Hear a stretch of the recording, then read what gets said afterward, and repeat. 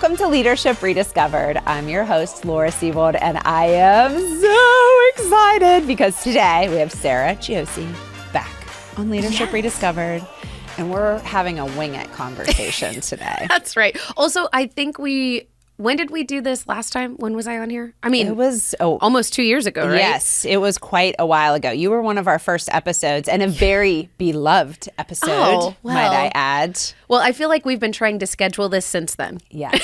So you're right. It's only taken us 2 years. Yes, exactly. To get back in the seat. No. So that's good. And what's cool is you have your own podcast, which is The Potential Podcast. The Potential Podcast. The Potential Podcast, which we should talk about. But when you came on, of course, given that this is Leadership Rediscovered, we had a very heavy leadership thread. Well, that makes sense. Yeah. Yes. But a lot of leadership is self-leadership. Yes. And that's a topic that we didn't go as much into that I feel like maybe we'll explore today. Who knows? Yeah, well, and it's one that actually I think after that episode came up because we kind of hit on it a little bit and some of the feedback received was, hey, could you talk more on this subject? So look at us. I know. Here we are. Give the people what they want. Give the people. The people spoke. We listened. We are going to attempt to deliver it for you. But yeah, this is something that we're both really passionate about. And we do different work, but our worlds overlap in terms of the work we do. But I think it also especially overlaps in the things that we are passionate about. Yeah. And we don't always get to talk about those things as publicly because sometimes we are focusing on more of our narrow fields of specialty. Right. And so how this conversation today came up, besides listening to the people, is we were actually talking at a separate business meeting about just some of the things that are kind of common topics with our clients right now. Yes. And what I said was, I don't know why now. It seems like it's kind of in response to COVID, but it's almost like we have had this influx of people coming in that are in their, I would say, mid-30s to mid-50s. Yes. It's almost like they're having a full existential crisis. Yes, correct. Right? Yes, and we're both seeing it. Yes. In our respective clients that we support. Yes, and so there's these conversations about kind of reinvention and what is life right now. And again, I think some of this is that piece that has come out of COVID because either there were job changes or there were changes to the schedule or where you work in terms of like, are you at home now? Yes. Are you still in an office? Are you at home with a spouse all day? What is that situation with children? And so we've seen all of these things come up where I think it was an opportunity for people to kind of take a moment and reevaluate life a little bit. A forced, yes. evaluation. Whether you wanted to or not, you were going to evaluate life. Because life was changing and it was scary for people too. Yes. And there was a lot of, I think, survival mode. And what I think we're seeing now is that people are out of survival mode. So they're not just trying to survive each day with respect to COVID in particular. And that's where I think more of this reflection is coming into play of like, ooh, okay, there's been a lot of change and a lot of things that have happened over the past few years. I am just trying to reorient myself of like, where do I go from here? I don't know if that's what you're seeing, but to me, it's like, where do I go from here? And I think also just this like general unhappiness of where they currently are. So it's kind of like, I don't like this or what it is right now. I'm not really sure where I want to go, but I know it's not this. And what's tough about that is when we are unhappy, and I do want to take a minute. I think we should talk about happiness for a second. I would really like to do that. Oh, good. Oh, I'm so glad. And then I'll come back to this other thought. But let's talk about happiness. I think one of the biggest things that I see with people and one of the biggest overall failures that we have as a human species in our thinking, or at least definitely as American people. Yes. We have this notion that we are supposed to be happy all the time. Yes. And we have this fairy tale idea that if this, then I'll be happy. You know, if I marry my prince, then happily ever after. If I get that promotion. If I make X amount of money, if I get married, if I have kids, there's a ton of these circumstantial things. Yes. And it's then I will be happily ever after. From this point forward, forever I'll be happy. And I think it's one of our greatest problems. Yes. And one of the easiest, frankly, and first places we should start to do mindset shifts. Because I think if we embrace the fact that life is not going to be 100% happy. No. Ever, No. under any circumstance. No. And honestly, like those valleys are the things that help you to appreciate moments of joy and of happiness or satisfaction or whatever. But yeah, it's not going to be like, oh, once I've climbed that mountaintop and I stand up there, it's going to be glorious from here on out. There will be another mountain, always. And you want there to be another mountain. You don't want to stay stuck on your same mountain. And I think that gets into purpose of life stuff. You know, what is the purpose of life? I think one of our big purposes here is to constantly be evolving into the best version of ourselves and to constantly be trying to hit the peak of our human experience. There's a reason we're having this experience. Yes. And so with happiness, I think if we can shift our mindset to say, it's okay to be happy sometimes. And I do think we should be cultivating joy and living abundantly rich, beautiful lives. But in moments where we're not super happy, that's a good thing too. Or it's at least a normal thing.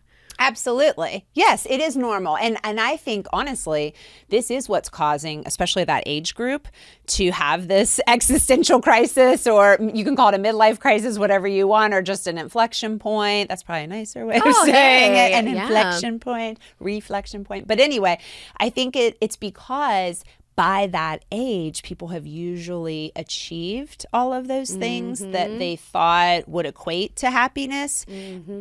But potentially that hasn't happened. And so then it's like, well, now what? Because I thought if I had this, this, and this, I would be happy, but I'm not. So now what do I do?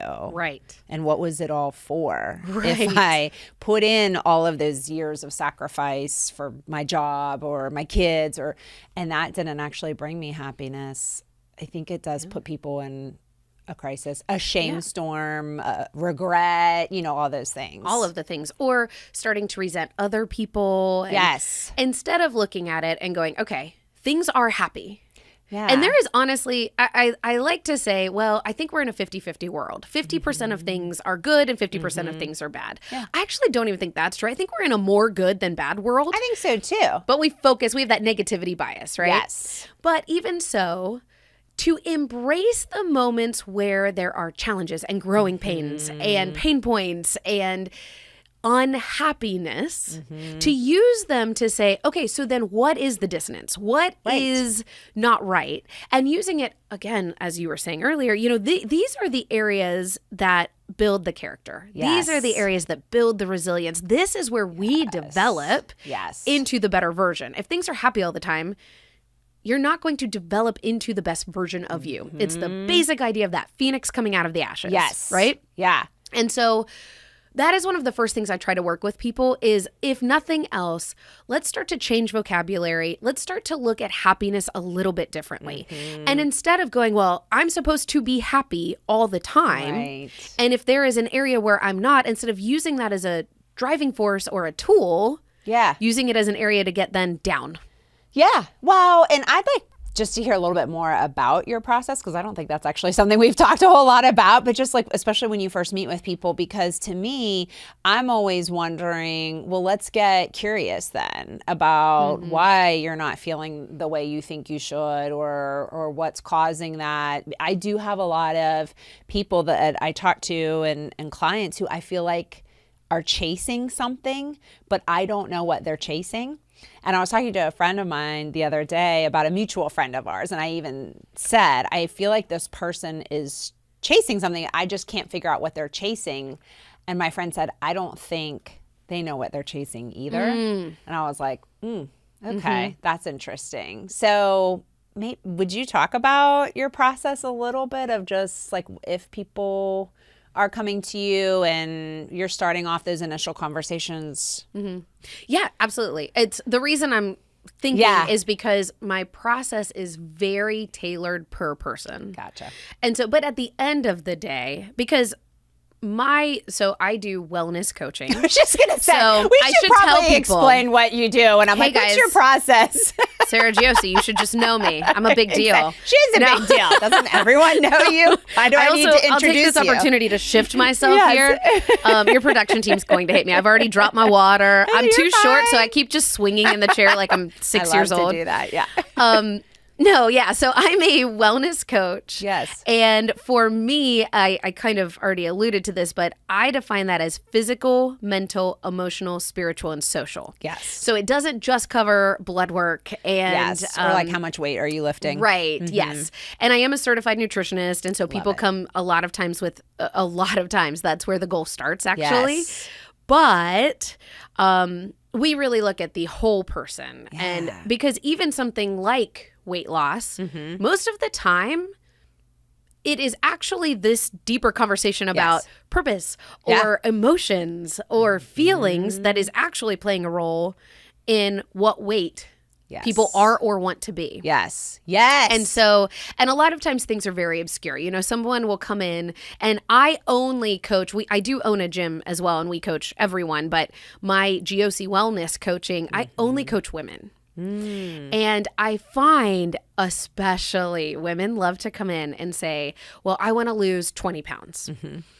And that is such an obscure number. Why? Why? Yeah. And it's almost everybody. Yeah. It's either 10 or 20. It's so fascinating. What is it about the 20 pounds? Yes. Or they'll mention a number. I want to be, X many pounds. Yeah. And I'll say, but why? Yeah. Where is this number coming from? Yeah. It is not scientifically based. It is not, anatomically based. Like where Does it come? I just want to know, like, what do they say? This is the human psychology, right? Yeah. So what's interesting is most of the time it is a number they were at a peak of happiness in their life. Oh. And for women, a lot of times that is, well, this is the number I was on my wedding day. Oh my God. Or this is the number I was before I had kids. right before I had children. And it's these things that then whenever we break that down, it actually correlates with a time in life that they are reflecting on as one of the best times of their life. Wow. Less stress, more happiness, more freedom. And so they are equating a number on a scale with these feelings. And so that's the first thing we do, right? Is break that down. Yeah. Let's break down that barrier. Now, that's not to say we can't have goals around weight loss, especially if we're looking at it in terms of health and wellness and we see that blood work isn't where it should be, or we're seeing, there's a lot of reasons why weight loss is not a bad thing. Yeah. However, how we approach it and understanding our goals in psychology and also understanding that, and this is the hardest thing for people to get, if you lose that 20 pounds, you're not going to be happy. Yeah. That is not the thing. That is a circumstance. Circumstances don't make you happy. No. They won't. No. So, and we can lose 20 pounds. Absolutely. But that's not going to change what's happening in your heart and in your head. Oh my gosh. And so this happiness stuff Yes. is really tricky. And I think that this is a big part of this overall conversation we're having right now about reinvention. Yes. And so what is difficult, but also what's really beautiful, is breaking that down and getting into that internal intrinsic value of what makes me happy. And the external value. And I know for me and for you, we've talked about this a lot, but I think faith plays a big part in that for me, but that's that spiritual wellness, whatever that is for people. Absolutely. But it's finding that deeper purpose. Yes. And you mentioned how hard it can be for our brain. We look at our lives at this point, and I actually think it's harder when you have a good life. Yeah.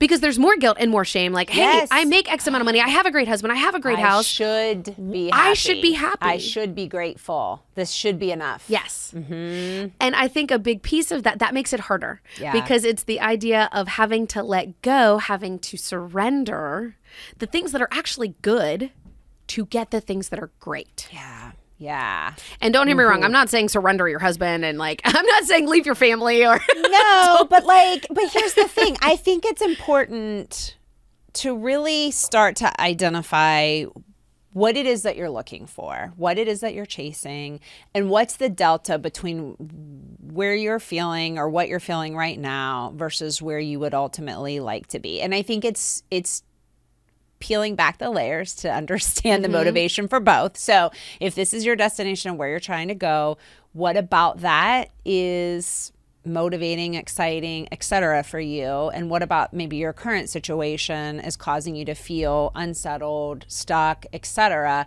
And really exploring that and recognizing, is this your path to happiness? Yes or no. But like thinking about the factors that influence that in your life and not just basing it off of some of these more surface things, like if I lose 20 pounds, if I get more money, because they've done studies on what is the optimal salary for people for peak happiness. This is so fascinating to me. Now, they probably need to adjust it for inflation, but the last number that I heard was like 70,000.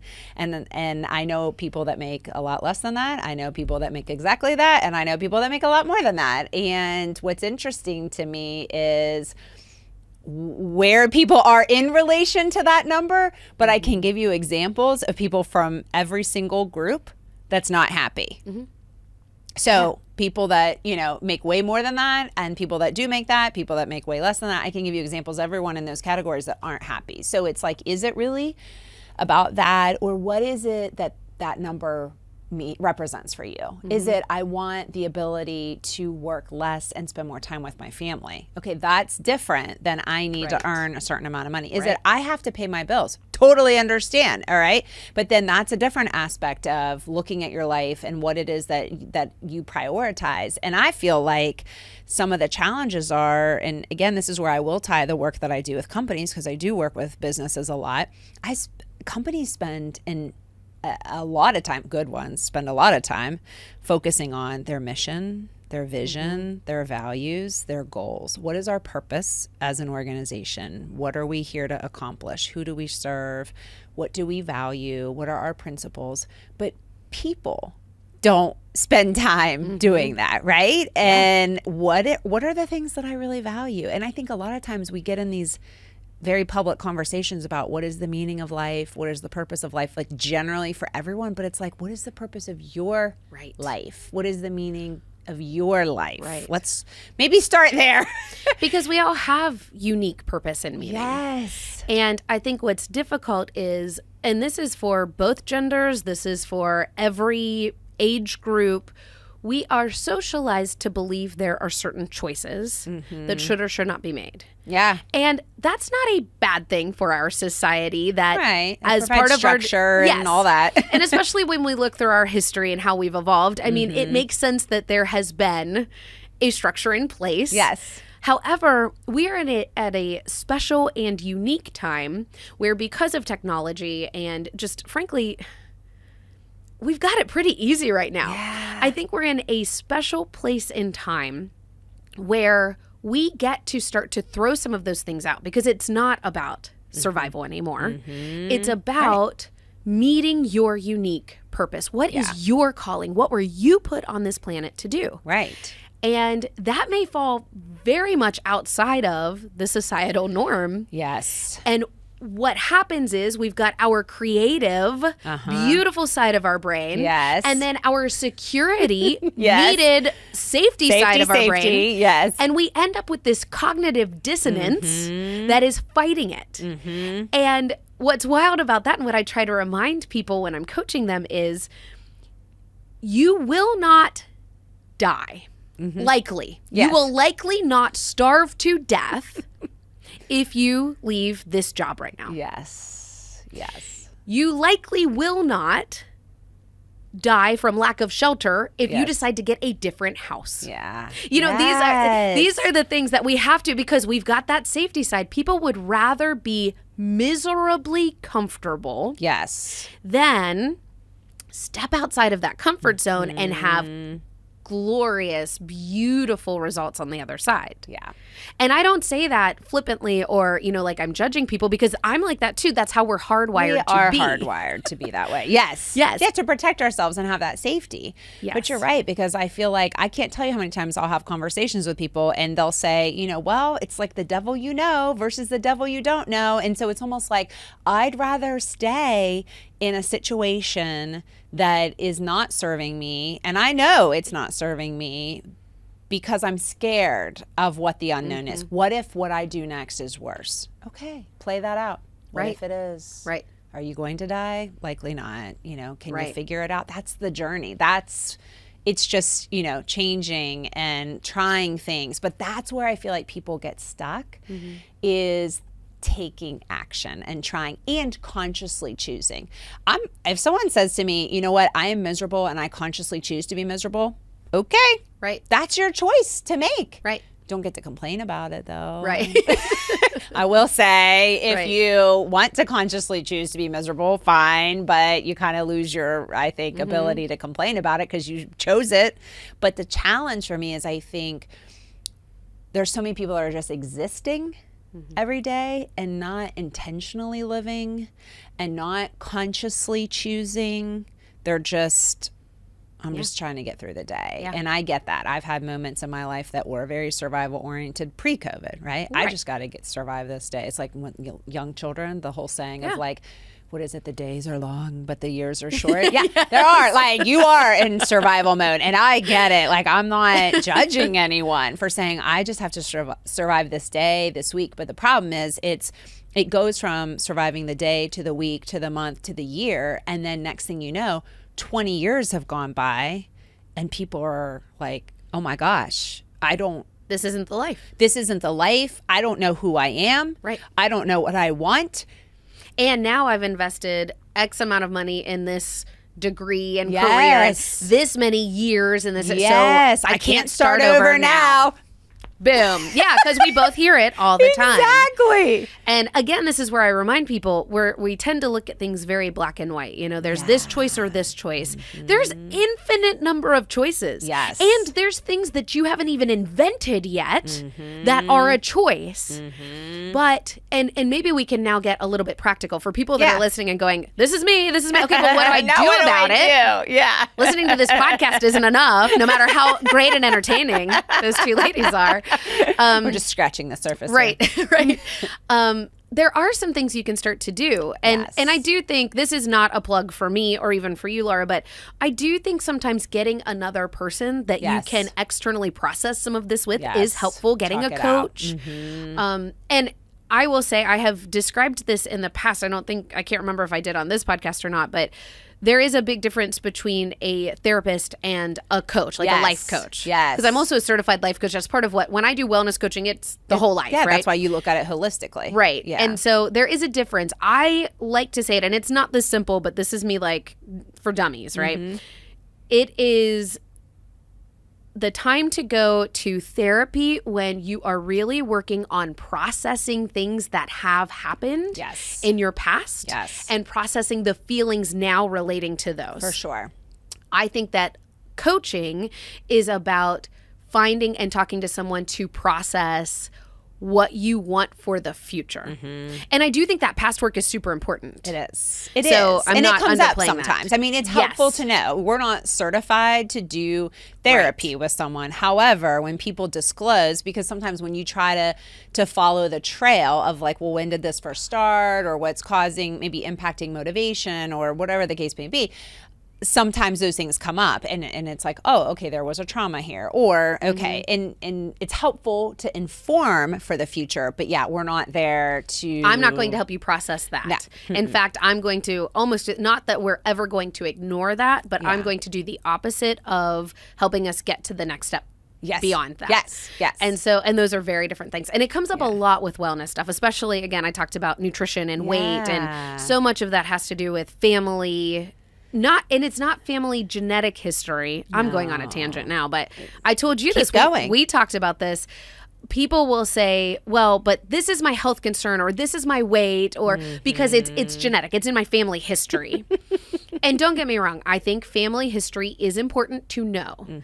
However, usually it is not because of your DNA or your genes. It's because of the family habits that have been passed down. Oh, yeah. You know, that heart disease isn't necessarily that everybody with that last name has bad hearts. Yes. It's that the people with that last name have learned generationally to eat certain things that then impact the way our heart works. Yes. And that's not the case for everybody. There's my little like liability waiver, guys. Right. It's not the case for everybody, but and the beauty in that is that there's freedom then. You get to reinvent. You get to decide with intentionality, bringing it full circle to the topic. See how I did that? I love it. Beautiful. What it is you want your life to look like, what you want your health to look like. Yeah.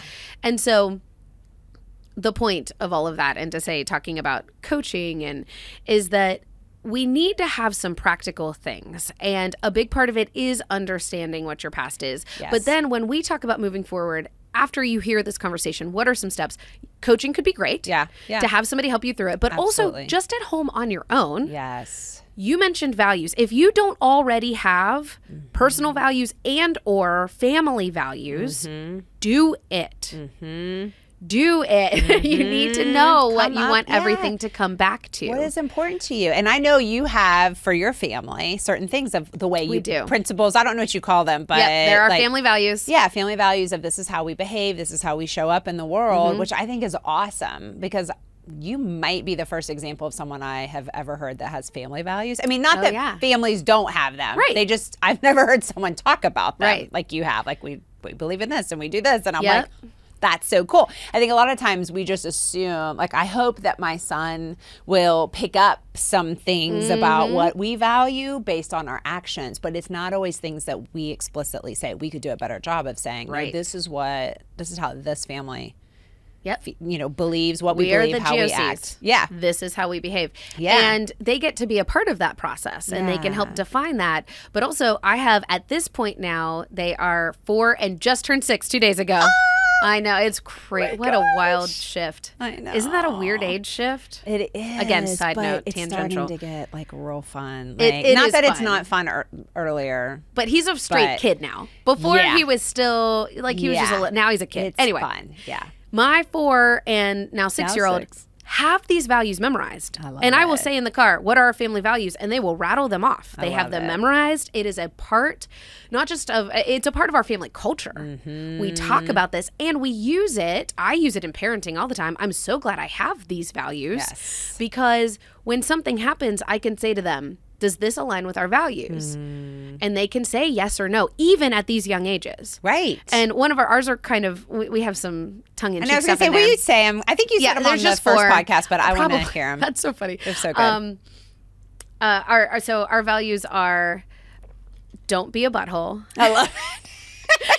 And we define that. And that can also kind of develop and change over time. Yes. But in our case... It's probably age specific, what it looks like at 2 versus 4. Well, and so for us, a big piece of that is lying. Lying is something that is butthole behavior. I'm like shying around saying that as if you're going to have to bleep out the word but. But, that is behavior that falls under that category. Not speaking nicely, not showing up and doing the things you're supposed to do. These fall under that. And then do be a helper. Yes. Do hard things hard. Aww. And live with gratitude. Aww. So these are ours. I love those. And there are times where they'll not do something and I'll say, is this in our value? Are you being a helper right now? Or are you being a butthole? And we can bring it back to this shared vocabulary. And they get it. They start learning, oh, okay, so when I do this, this is the impact of that, essentially. And does it align or not? Right. And I think some people who, potentially I don't want anyone listening to this be like, oh my gosh, I've ruined my kids' lives because I don't have family values. I think sometimes faith does play a part in that too. There's certain things that just kind of come through of like, this is because we identify with this faith or this religion or whatever spiritual practice, it doesn't align with that either, and that's why we don't do those things. But yeah, I think it's important to set that tone, and for our family, but for ourselves too, because I do believe that we have unique purpose. I do believe that we have unique gifts. And for me, it's, do you know what those are for yourself? And are you using them? to your fullest potential. Right.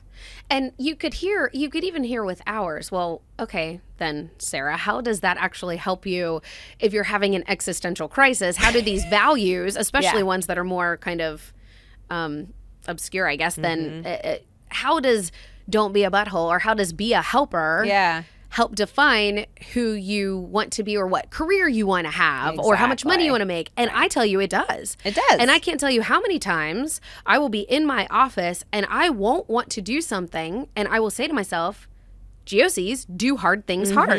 This is a hard thing and I'm going to do it and I'm going to do it hard. I'm going to do it at the best of my ability and I'm going to give it my energy and I'm going to do it.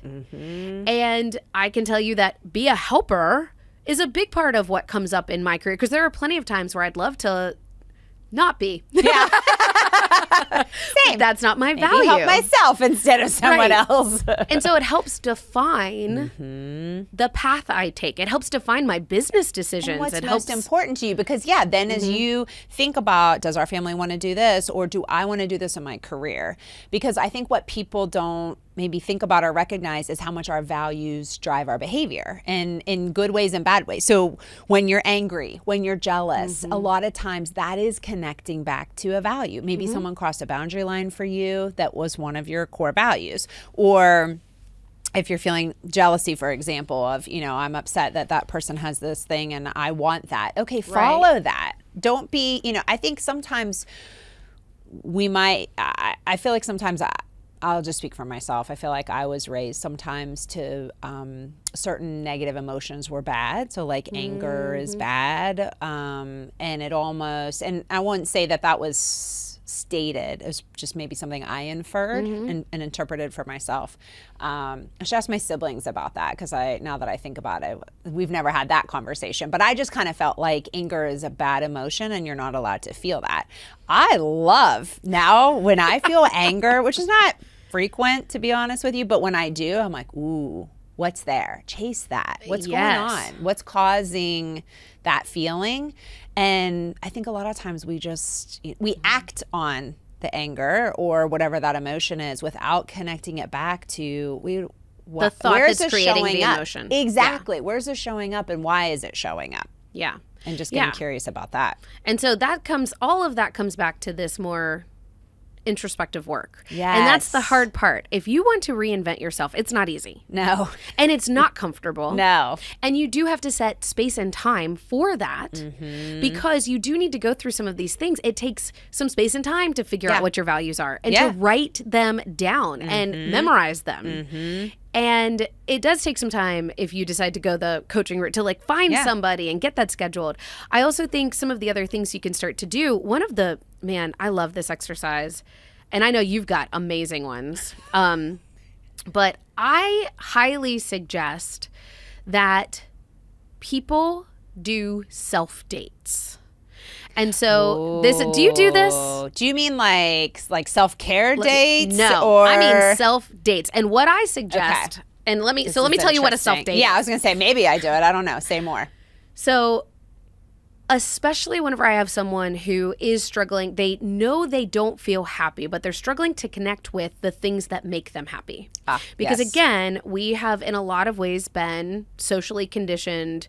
This makes me happy. This makes me happy. But you don't feel that. Right. But it's supposed to make you happy. According to society. Yeah. And so when we're breaking that down in the work we do, one of the things I strongly suggest that they do, they actually have to do it for me, is take themselves on a date. Now, here are the rules. Okay. No one else can go with you. This is not a time to take your child to the aquarium. This needs to be about you. Yeah. And this is not a time to take a spouse or a friend or anything. So you are, for a lot of people, that alone is stepping outside of their comfort zone. I was laughing to myself as you were saying this because I have friends who sometimes have to travel for work or whatever. And they're like, we've had this whole conversation about, are you comfortable going to a restaurant by yourself? And it's funny to me because I used to have to travel a lot on my own. So it's not no big deal for me. Right. I sometimes really enjoy just going by myself. But I have friends that are like, I'm so uncomfortable. I can't do it. takeout. I'm ordering it to my hotel room or whatever. So anyway, I would tangent, but like it just made me giggle when you were just the thought of, I know some people, it makes them really uncomfortable to do something spend like time that with themselves. Yes. And I could see, we could make argument, it's just that I'm safety issues. No. A lot of people are just uncomfortable spending time with themselves. Yes. And depending on your personality type, if you take yourself on a date and you are making all of the decisions, because it's not, my child is deciding this is where we should eat because they only eat 3 things and these are the 3 places we can get it, or my husband hates whenever we do this, so I know that's off the table, or you have to make the decisions too. And what I really suggest to people is that they actually take a little kind of trip back in time mentally and think about, what are the things you loved doing as a child? Yes, I do the same thing. I love asking people that question. Yes. What is it that you loved? How'd you spend your free time? Summer's off school. What'd you do? Yes. And or what are the things that have always, like, you're always like, it would be kind of cool to do that, but you just haven't, or that, again, your spouse would hate it, or it's not kid appropriate, or what are the things that pique your interest? Do those things and do them alone. Oh my and this gosh, is why I say it. the aquarium, or I tell people, go just check out a children's bookstore or a children's toy store, but not because you're buying toys for your children, to see what piques your interest in there. What stories resonate with you? Yep. Go and check out an art museum, or go for a nature hike, or whatever it is, but find something that allows you to be with you. Yeah. And start to connect. Wow, I really enjoyed this, or it turns out I don't even like this. I do this with mindful eating all the time. I have people eat without distraction. Yeah, so no watching TV, And while you're on your laptop. Exactly. Right? And one meal a week, do it without, and it could, I know, family dinner is very important. So maybe it's not that meal, but one meal a week, eat it by yourself, so that you're not also socially helping take care of someone else. Eat it and pay attention to it. Do you like it? Do you like the texture? Do you like the flavor? I cannot tell you how many people come back and they're like, I have said for 35 years that my favorite food is X, and I don't like it. Yeah. I didn't like it. I would believe that. Yeah. Because you're right. Like, think about how many times we eat a meal while we're doing something else. Driving. Oh, yeah. Binge watching Netflix. You name it. And that's... And they don't even like it. But you have to take the time to pay attention. Yeah. And to be intentional. And so that's one of mine. What are your exercises for intentionality? And if, again, this is, the goal is, if they're hearing this conversation, they're going, you're describing me, but I don't know what to do about it. I don't know what to do. So I think the values inventory is important. I love for people to just kind of chronicle how they're spending their time, where they're spending their time, and then the activities that are energizing or draining for them. So, just kind of taking stock. You could do it for a day, for a week, for a month. And it's hard. I mean, I'm not the most disciplined person, so I get that, like, having to, pay attention. But it's helpful for businesses too. Like, if you own your own business, where are you spending your time, right? There's so much overlap Time here. audits. I don't think they could be... I don't think we could suggest that enough, actually. Yeah, and like, where are you? I brought all kinds of materials with me, but a book that I really like for the video section is called Designing Your Life, and it's by 2 Stanford design professors. So Bill Burnett and Dave Evans, but they apply design principles to life. I love that. So, like, product design, right? Like, why was this table designed the way it was? What purpose did it serve? What problem did it solve? But they used it to apply to people's lives, and they have these gauges that they use, and because, like, I wanted to hear your components of well-being, because I think it gets defined differently by different people, right? And I've seen 10 components and elements of well-being, and I've seen 2 or 3.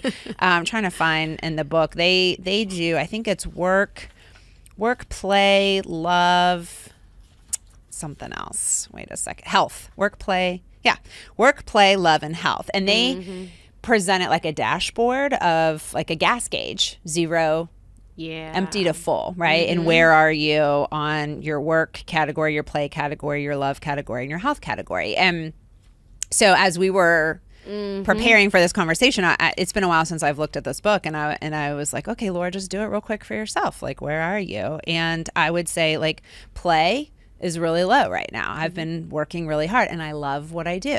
And yet play needs probably to be a little bit fuller in my life. And so just thinking about how I would know that is if I'm auditing my time. Where's my time going? What do my days look like? What do my weeks look like? And then breaking it down further. So I do a lot of career coaching in particular with people. So this is like a subset of I'm not happy in my life.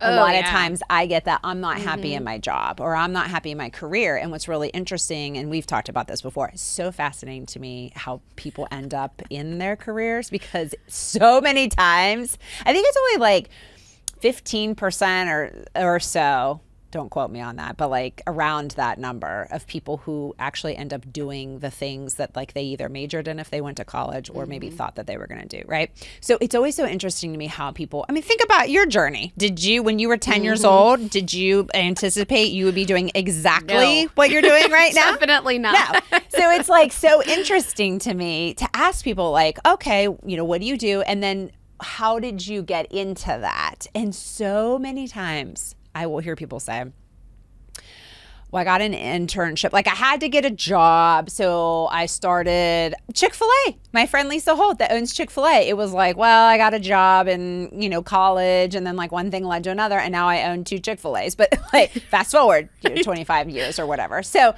it's so funny to me to hear these people's stories, but a lot of times it's just that kind of like, well, then one thing led to another, led to another, led to another. And sometimes it works out great. Like Lisa's example, she's loves what she does, and she's definitely doing what she's called to do, meant to do. But unfortunately, there's a lot of people who wake up one day and say, how did I get here? I hate this work. I don't like this job. I don't want to do this. And I have no idea what to do next. And so a lot of times in that context, I will ask people to do the time on it from more of a work or career perspective.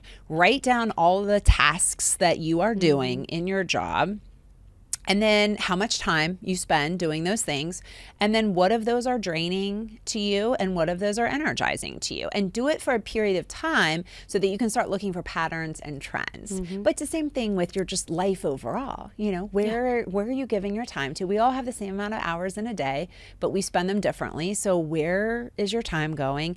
And of those things that you're doing, what's energizing to you, what's draining to you, and start to learn about yourself. Look for those patterns. So I like that one because I think it serves many purposes, and you can learn a lot about yourself. I also think it's a huge wake-up call for a lot of people, especially when you take a look at how your time's spent. And I think this is definitely true in the workplace. Yeah. But I will have people do audits, and we'll take a look. And there's been some studies on this very specific subject, but we'll take a look and they'll have come into me prior saying, I hate my job because I'm working 65 hours a week and I have no work-life balance and I'm never having time with my children. And they'll go through. And then as they start to break it down, so it may be true that they are at work 65 hours a week.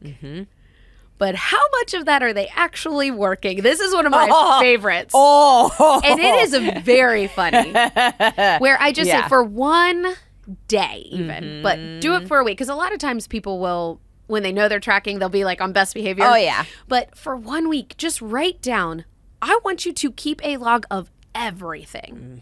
Well, when you spent 15 minutes... I don't know if water coolers are still a thing, but, you know, sitting in your best work buddy's office complaining about the email that morning. And then you spent another 20 minutes because whenever you went to get coffee, so-and-so was down there. And so when we actually start to break down, and you did start to do some private social media stuff while you were at work. And then you did have a little bit extra time at lunch. And it starts to break down. I'm like, yeah, if you actually just worked hard for 6 hours. Yes. You would not have to be there 65 hours a week. You're choosing to spend your time poorly while you're there. You're not being productive. Yeah. And then when you get home, a lot of times there's this idea because we have come up with these shoulds and we've come up with these definitions of what, for example, quality time with children looks like. Yes. And that could be something we see on TV. That could be how our parents were with us, or it could be how our parents weren't with us and we want to be the opposite. We want to be the opposite, And it's like, well, if I'm not spending sit down, conversation, eye contact, TV off time with my child. It's not quality time. And I'll say, but I see here that you have a 30-minute commute with your kid to baseball 2 times a day, there and back. That is an hour of you guys sitting in the car, just the two of you. How is that not quality time? They can't go anywhere. They're trapped with you. You can do all kinds of things together. But you're right. But that doesn't count. Well, why? But when we take the time on it and we start to look at these shoulds and we start to redefine, frankly, a lot of times people don't, it's not even that they're that unhappy. It's that they've told themselves an unhappy story. Yes. That's not even true. Yes. And you're so right about the shoulds too. And comparing to how we were raised. You know, my mom stayed at home with us, and I always wanted to be a stay-at-home mom. So when you talk about like your life, I haven't been a stay-at-home mom for 5 seconds of my life. So, but like that is what I wanted. I wanted, 4 kids, and I wanted to be a stay-at-home mom. Right. That was my dream. Right. Or so I thought. That's what you thought it should be. Exactly, because that's what I grew up with, right? That was my model. My mom stayed home, my dad worked out of the home, and da-da-da. So that's just kind of how I thought my life would unfold. Right. And so for years, I did the working mom guilt of, I'm missing so much time and I don't have enough quality time with my son. And I really beat myself up about that. And I have... Too bad we didn't have this conversation 10 years ago, because I have more recently started to think a lot about that, especially because the older he gets, he's a teenager now. And there are a lot of times where we're together, but we're not interacting. For example, watching him on the baseball field. It's like I am physically in the same space as him, but we're not actually interacting with each other. But there's a lot of time spent in the car together. Right. So it's like, how do we... And even that if time has meaning. Him knowing that you're there, Exactly. supporting and watching, there's meaning. Yes. Yeah. So it's just like, but you're right. It's the whole, I think we're not spending enough time just identifying the feelings, first of all. And then what's causing those feelings to happen, and then just deciding, like, am I okay with that? Am I not okay with that? And if I'm not okay with that, okay, what do I want it to be? And then what steps do I need to take to get it there?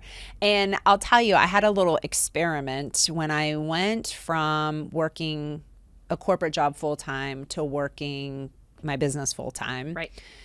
I took a month off in between. Well, I tried to take a month off. It went okay. But and I took up pickleball. I attended a pickleball boot camp, and that was awesome. And thought for a moment, like, maybe I could become like a, senior pickleball champion.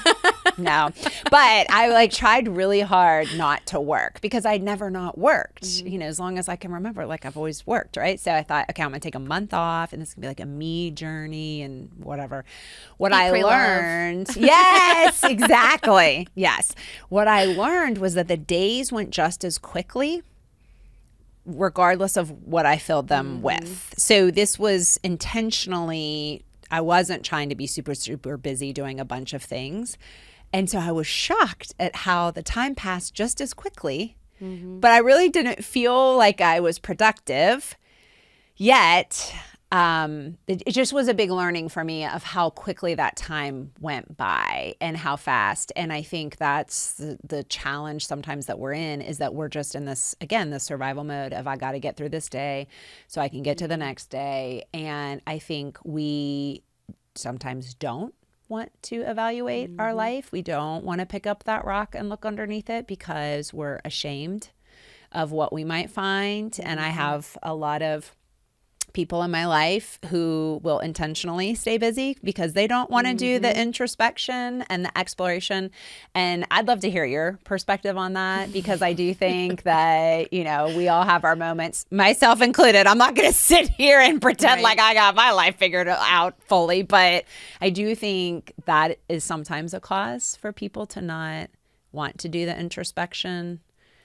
Yeah. And I'd love to hear your take on that. This goes back to the discomfort and the scariness. And what if I take a minute to reflect and be honest, and I realize I hate everything? And then what? I'm going to shake up everything? Yeah. How do you do that? Yes. And how do you do that with a spouse and a house and a job that pays great? And again, it's that we'd rather sit very unhappily in our comfort, then switch those gears. Yeah. So yeah, no, I do you see that? Do you have that? Yeah.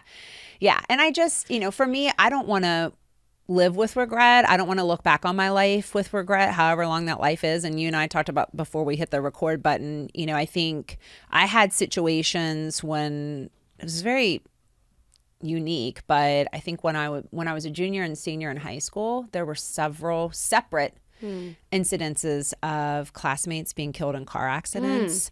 Yeah. And it was a little strange, but it really impacted me. And I remember thinking, wow, like you don't know how much time you have. And that has stayed with me my whole life of I don't want to look back however long this life is and say, I wish I had done this. I wish I'd done that. I want to be able to say, I tried and I made a lot of mistakes along the way. It wasn't perfect, but I poured myself out every day and I did the best that I could and I tried as hard as I could and I just kept learning. Every time I tried those things and failed, I just kept learning and adjusting and growing and trying again because I feel like that's usually what causes regret.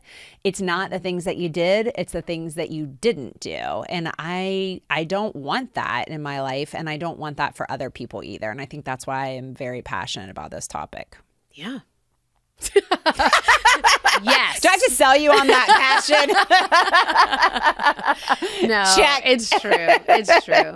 Yeah. No. And I'm just sitting here because I'm sitting here thinking too. I again, if you're listening to this and you're going, this isn't me. Actually, this conversation isn't describing me. Yeah. What I would say is, it's still important to listen to this and have these conversations and have the perspective you were just talking about, Laura, about sort of the fleeting nature of time. Yeah. And to be intentional now so that you don't become the person we're talking about. Yes. And if you are the person we're talking about, to hash out that time, and this will be because we need to wrap this up, I think, right? But this will be, I'm good. We can keep going. We can do whatever we want, right? Rules are winging it, Sarah. The theme of this conversation is winging it. Well, my, again, tangential piece of this, and truly this is for both genders, but again, the coaching I do is specific to women, so I'm going to kind of preach this at women right now. Yes. We have got to be careful. I'll preach this at women a little bit too, because I just don't hear it as much from men. Not just that they're not my clients, but they are my clients in the gym. But we have got to step out of this idea that taking time for ourselves is selfish. That is not true. And everything you and I have talked about today involves taking intentional time with yourself away from others. Yes. And I can tell you right now, I can hear it already. Women listening to this in their car and saying, easy for you to say, like, what am I supposed to? I do have 2 kids and I am running around from practice to practice. And I do have a workload that post-COVID, half the workforce didn't return back to my office and I'm trying to do it all. Yes. Must be nice for you to do that, Sarah and Laura, but I am not you. Exactly. And there's a couple of things here, not to play this game with people, but I do like to give people context of and I may have said this the last time I was on here, but I'm a big believer in preaching what you practice, not practicing what you preach. Yes. This is huge. Yes. And so when I talk about keeping our holistic wellness in check, keeping those buckets filled, when I talk about making the time and how to prioritize and having family values, these are things I do. And that does not mean I'm perfect. That doesn't mean I am every day crushing it. That doesn't mean I don't raise my voice sometimes at my kids but I am living with intentionality. I do believe that. Yeah. And just a super quick for people that didn't hear the last episode, a piece of my story is that I woke up one day, my husband, who was literally one of the fittest men on the entire face of the planet. This isn't just something I say. This was a tested and true. Yes. He competed, and we know this.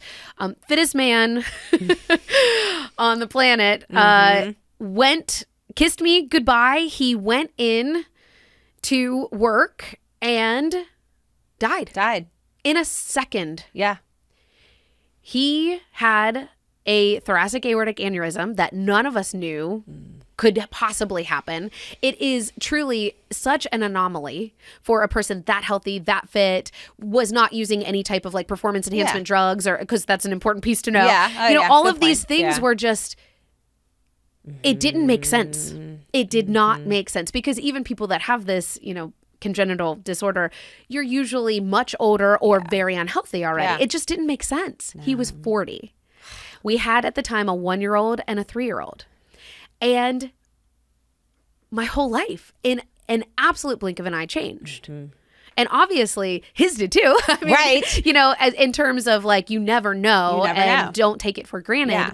But also mine changed. And so when I'm having these conversations and I'm saying, make the time to have a date with yourself, and you're going, yeah, right, that must be easy for you. No, I'm a solo parent of 2 very small children. And you have 3 businesses. I run 3 businesses. Yes. It's not easy. No. But it's a priority, because I know, and this is why I say it's not selfish. As a matter of fact, I think when you neglect yourself, and when I define self-care, I'm not necessarily saying go get a massage or get a facial or get a pedicure, although those things can be great too. Don't get me wrong. Absolutely. Right. But when I'm talking about self-care, I'm talking about whatever it is that's going to fill your buckets. And for a lot of people, it is as simple as some sort of exercise. For some people, it's as simple as choosing the food option that isn't the super fast, high processed thing that you just grab with a ton of sodium, and like actually having a meal that nourishes your body and makes you feel good. Yeah. And, like these things are self-care too. But when we prioritize those, it's the opposite of selfish. Yes. That is the thing that is going to allow us to help others. For sure. I cannot be the best mom I can be. I cannot, honestly, not go into tubby time without raising my voice. That's a specific example. Unless I have taken self-care time. Yes, and you have to take the time to learn what those things are for you. I always think professional athletes are an interesting example for this, because if you think about so much of their life is centered around what it is that they need to deliver elite performance. And it's how they fuel themselves, how they rest, when they exercise, how they exercise, but like their mindset, the training that they do with that. There is so much of their life that is centered around what is it going to take for me to achieve the highest levels of performance in my sport. But for the rest of us who are not professional athletes, it's, to me, how do you deliver your highest level of performance every day? So like nutrition as an example, that's something that I've started to get a lot more thoughtful about. And what is my thoughts and feelings around food, and what do I use food for? Is it fuel? Is it for comfort? Is it for celebration, socialization, whatever? What's my thoughts on exercise? What is it that I need? How much money do I need to earn to be happy, and where I spend my money and what's most important to me? How much sleep do I need to be at my best? How do I manage my energy levels? And I think, again, sometimes we just don't think about ourselves in that way. If you were an elite athlete and your sport was life, right? Every day, right? Whatever your life is, and you had to deliver the highest levels of performance for that day, what is it that you would need to be optimal to deliver that high level of performance and be elite? And I think those are important questions to ask ourselves, no matter where we are on this journey. Even if we're like, my life is great, it couldn't be any better, great. But I still think it's worthwhile asking yourself those questions. Right. And again, you never know when that could change. Yes. Whether it be a COVID or a spouse passing, or you don't know. And are you okay with today being your last day? Yeah. And who are you? Who do you want to be? And where is the disconnect between those two things? And to not ignore callings, especially whenever they don't fit societal ideas to not ignore when you've got this little thing that keeps coming up. Or a daydream or a vision, to not ignore it. Yeah. You are uniquely and divinely created to have a purpose. Yes. Otherwise, why would you be here? Exactly. So what is yours? And it's okay if you don't know, and it's okay if it changes over time, because purpose can change. Well, I was just going to say, yeah, can we just give grace to people who are like, I don't think it's this anymore, and that's okay. It can change. Right. Yeah. And again, sometimes it's forced change. So my example is great. Yeah. I was already doing coaching. I was already, I was doing a lot of this, but I was also a full-time radio personality. And so all of this other stuff I did was my side gig. Yeah. And was in partnership with my husband. He's the one that owned the gym. Right. He's the one that was a professional, coach and athlete, not me. Yeah.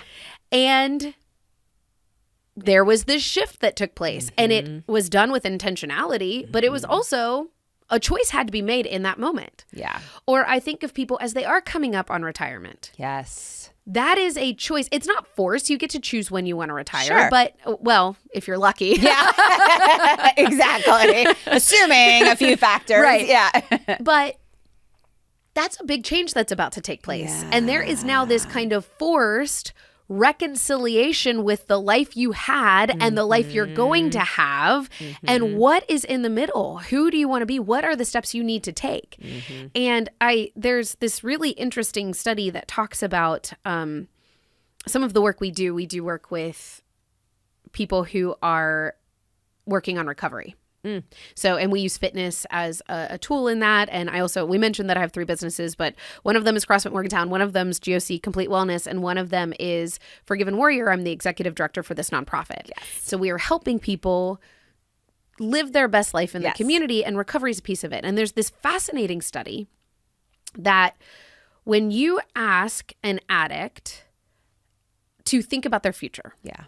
And then you break down, okay, how far in the future were they thinking? On average, it's a 4-day range. When you ask a normal, quote unquote, normal person, just like an average off the street, average Joe, think about the future. Yeah. On average, they're looking at a 4-year span. Wow. When you ask an entrepreneur, on average, think about the future. Yeah. They're looking at the 10, 40, 50. I mean, it's wild. Yeah. I've not heard this study. This is like really interesting. Okay. And so I do find that interesting because, and I'm not trying to belittle in any way true addiction or anything, but a lot of times I think we can become addicted to different things in life too. For sure. At the very least, whether addiction is the right word or not, but we can be set in a mindset. Yes. And very with quick that, to say no. Yes. With that, we can be stuck in that like between here and 4-day range. And even that, again, looking at intentionality and designing life. Yes. What is that 4-year? But how do we expand that? How do we look out to the future and go, who do I want to be at 75? Yeah. And guess what? You have more control over that than you realize. You can so much think through and be intentional about who you want to be. Yes. And frankly, if you're waiting until you're 70, 72, 73 to think about who you want to be at 75, particularly in terms of physical wellness, that's not really going to help you that much. No. And to kind of be reframing things and also thinking about what is future Sarah going to be proud of? Yes. What is future Sarah going to thank me for versus what is future Sarah going to be mad about? And you can do this on a macro. There are so many things that I sit here and think, Sarah now is so grateful to Sarah 10 years ago for making this choice. Yes. Right? Yes. And there's also times where I can sit here and think, afternoon Sarah is really not happy. That morning Sarah didn't want to get her butt up and go work out. Yeah.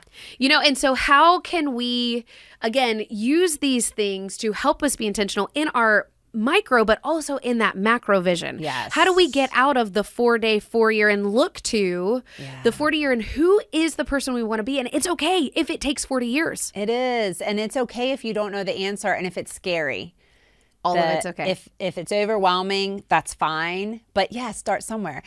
I'm glad you shared this with me because I will ask people a lot of times what their dreams are. And I have certain people in my life that, first of all, they will tell me they hate that question and they don't like it when I ask that because they don't have dreams. And then I'm like, what? Who doesn't have dreams? So that was a big awareness for me in my life, was like, oh, there's people that don't have dreams.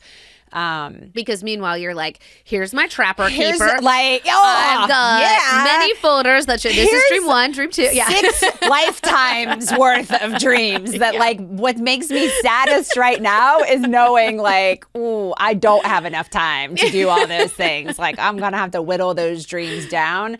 Yeah. Like I'm just like, what? Who doesn't have dreams? But I've learned a lot more about why that is. And I think, again, like no judgment here. I hope today's episode is helpful for people in recognizing that just be aware of where you are right now. What are you thinking? What are you feeling? Are you happy? Are you not happy? How often are you asking yourself or just going inside for a few minutes and thinking, what is this life? What am I doing? How consciously aware of my life am I versus just speeding through the days and surviving through the days as quickly as I can?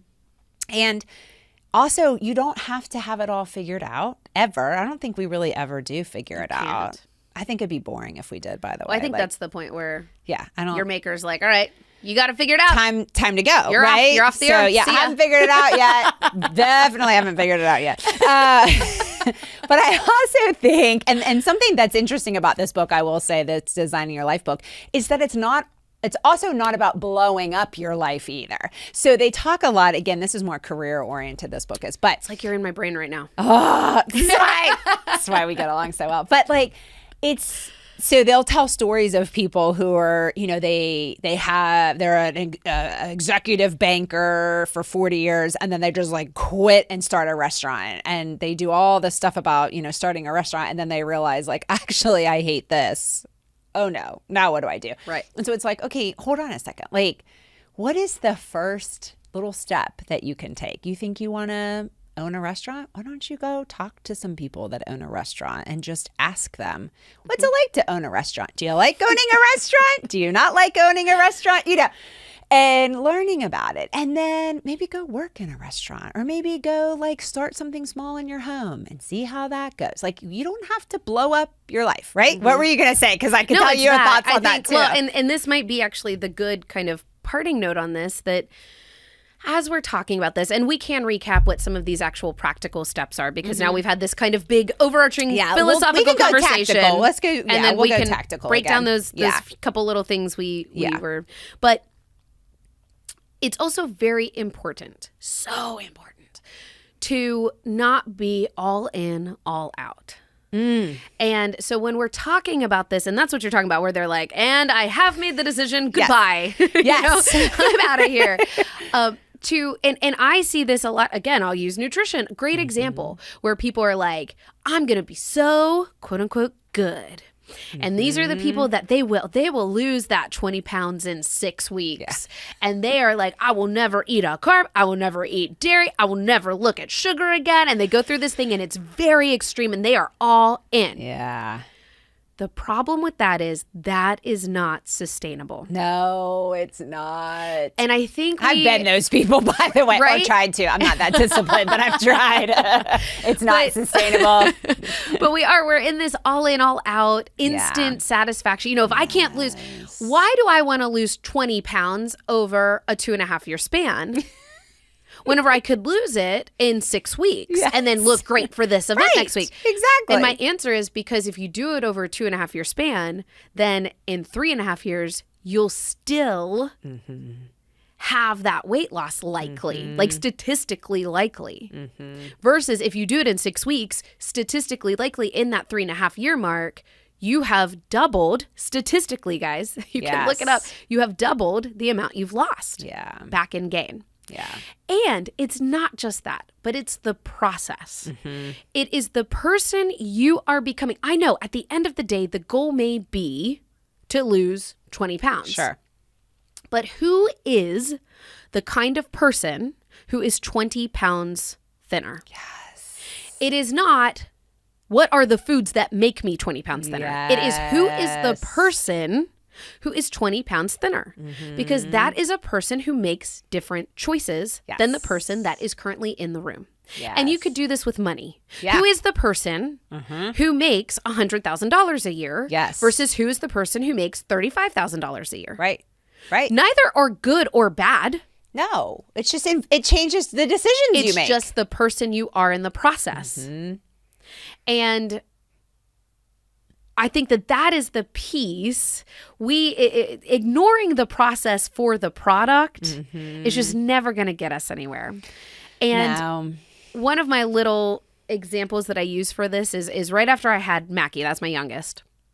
My body was wrecked in that. I had a very bad pregnancy and delivery, like big problems there. And so my body was just like, I was in shambles. And so I started walking afterwards. I was trying to just kind of get my body back a little bit. And I said, okay, I'm just going to walk a mile. And then I started, and I built onto that. And these are good long-term sustainable habits, building in on these goals, right? And then I was like, okay, now I'm going to jog a half mile and walk the other half. Now I'm going to jog the whole mile. And now and I kept building on. And that is good. That I also think is a great important part of the process, like building these minor goals to get you there. Yes. The other thing I also know is that now, as someone who has done that, if I say to myself, I am going to go out and run 3 miles, I can absolutely do that. And guess what? I'm going to run it and I'm going to quit at 3 miles. Yeah. But if I say to myself, I'm going to go enjoy a run today, I almost always run more than whatever the goal is I would have set. Yeah. That's so interesting. Well, and you hit on a keyword, which is habits. And I do think that's another thing that we're not always very consciously aware of, but is, I think, estimated at least 40% of our day is just habits. Yeah. And the whole thing about a habit is that your brain is not consciously checked into what you're doing. So this is like when you show up somewhere and you don't remember the drive. Right. Terrifying. I do that a lot, actually. Right. But it's that habit, right? And so, I mean, your brain loves to look for those opportunities where it can downshift and not have to actively think about what you're doing. And so the more it can build in habits for your day and be mindless, the better from a brain perspective, right?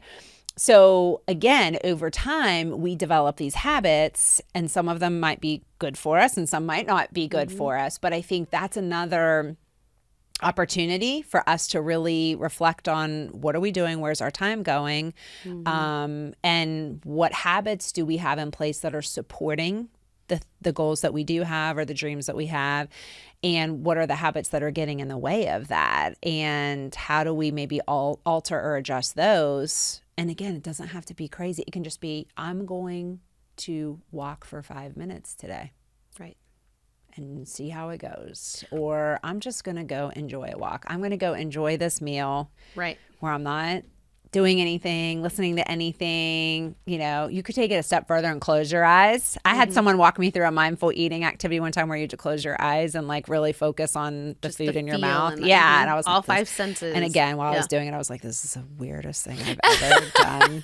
I was not, And it was a raisin too. And thank goodness I like raisins, but a lot of people don't like raisins. So I know there were people, and there was a group of people too. And I know that they were agitated. Some people were like, I don't like raisins. That's probably what they were thinking about versus what is the texture of the raisin? But it was a really interesting activity and I've never forgotten it. It was, anyway, I went off on my raisin tangent, but but the habits piece, but habits are important. Yeah. And being aware of what your habits are and how do you maybe build different habits to support where you want to go. And build them sustainably. So again, it's not... what's a realistic habit? I've been a smoker for 25 years and I'm going to quit cold turkey overnight. Yeah. That's just not people do it. Yeah. It's not impossible, but how do we actually look at, okay, what are the habits around smoking? So it's that I smoke after every meal. Great. So then the first thing we're going to do is change that up. Yeah. Or the first thing we're going to do is look at the brand of cigarette we use and find one that has less nicotine. Let's start to wean ourselves off so that the habit itself is the same, but we're changing it out. An element of it. All right, now let's start to just not smoke after one meal, just breakfast. And you start to make these changes, build that momentum and start to make the shift. And then I also think, going back to that cognitive dissonance that we have, it also allows yourself to get comfortable in the discomfort of the change, because you're doing it slower. You're doing it sustainably. You're not sitting there the whole day thinking, I haven't had a cigarette in 6 hours. Yeah. I need it. Right. Because you have. Yeah. It's just a different kind of cigarette. Or you just haven't had 7 in 6 hours. Yes. You know, and so we start to kind of look at these things. But again, every single piece of this. So now the recap. Because we have now talked for an hour and 15 minutes. And the recap is... Yes. What's our recap, Sarah? Whatever phase of life you are, whatever season of life you are, taking time, whether you are happy or unhappy, whether you could even define if you're either, taking the time to be intentional. And what that means and what that looks like is, this could even be small. Take 5 minutes a week to just sit down and let yourself, without distraction, think about what you're thinking about. Yeah. What are the thoughts you are having? And this is a great time. If you're not somebody that journals, this is a great... Yes. That's such a great way to start getting stuff out, to figure out what are the things that keep coming up. Yeah. But take some time for intentionality. We talked about things like self-dates. Yes. We talked about things like finding a coach. Yep. We talked about time audit. There was definitely something else really wonderful, but my bullet-pointed brain is not. Audit. I'm looking to see values, inventory. Values. That's what it was. And I think and just defining those. taking stock of where you are, right? And I think I'm big on... New Year's is big for me. I don't set resolutions, but I just to me to have, I love the promise of a clean slate. And to me, January 1st is oh my gosh, total, here we go, blank slate. That's a lot of people. Mine is my birthday. Because to me, it's my it's my year. Yeah, I do this big time on my birthday. Yeah, so establish a practice. It doesn't have to be every day, but that would be kind of cool. But for me, it's about just choose your life. And a lot of the other things that I think have been a theme of this conversation today is action. So don't be afraid to try something. And it can be a little thing, but try something. Take one small step into the direction. It doesn't have to be this extreme all or nothing. You don't have to blow up your life. You don't have to go through a 4-week shame storm about how much regret you have and question every decision you've ever made in your life, right? Because I don't believe in that either. I think every moment in our life brings us to where we are right now. So if you try to go back, it's like the It's a Wonderful Life movie. If you try to eliminate one thing, it alters the whole course. So it's it's not worth spending time, rethinking every single decision. Why did I go to that college, or why did I start this job? Why did I not go to college? We don't need to go down that whole rabbit trail. It's just starting to think about, okay, what am I really looking for here? What's one thing I can try? If I think this little thing over here might get me closer, if I really want to run a marathon, great. How about just take a walk for a few minutes and see how that goes? And then just keep trying. And maybe you hate walking. Cool. Then a marathon might not be for you. Then you've learned that. Try something else. Yeah. And again, for a lot of people, it's hard to separate and say, but I don't know who that is. I don't know what I want. I don't know. And that's where I say, who do you want to be in 10 years, 20 years, and work backwards? Yes. I mean, just work backwards. Sometimes, this was another one I meant to bring up and didn't. Perfect. Sometimes it's easier to set what you don't want first. Yes. So a lot of times, and again, this goes back to the career coaching, but sometimes I'll ask people, they're I don't know what I want to do. I'm how about what you don't want to do? Because I bet you can come up with a list of what you don't want to do. And they can. And that narrows things down quick. It does. So whatever lens you want to look through. Yeah. Who do I not want to be? There's another exercise. It's a little grim, but I think a good one is writing your own obituary. Right. And of what hopefully would be many, many years from now, what you would want it to say. And then to your point of backing into it, looking to see, have I done those things or been that person? Right. And if not, that's okay. No shame or judgment about that. That's what today's for. Yeah, let's not beat ourselves up. You have right now, and you can start making a change right now and take a step in a positive direction. What's that Confucius says? And I think it's every day is a new life to a wise man. Yeah. There you go. Yes. And something about the present is a gift. On there. Yeah.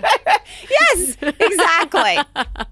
Wow. All right. Hey, we've covered a lot today. Did we miss anything? I wrote down a quote here that says, intentional living is the practice of living life on purpose. There you go. Yeah. So just do that, everyone. You just had to one up my Confucius says, right? All right, we got it. Laura, here we go. I didn't even attribute it to anyone.